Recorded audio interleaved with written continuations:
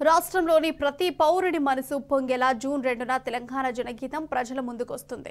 ప్రముఖ గేయ రచయిత మిట్టపల్లి సురేందర్ కలం నుంచి ఈ జనగీతం జాలువారింది. పాటకు సంబంధించిన రికార్డింగ్ పూర్తయిందని మిట్టపల్లి సురేందర్ తెలిపారు. రాతి బొమ్మల్లోన కొలువైన శివుడా పాట ఉద్యమాన్ని ఎలా ప్రభావితం చేసిందో ఈ పాట కూడా తెలంగాణ సమాజపు సుప్రభాత గీతమై అలరారనుందని ఆయన అన్నారు.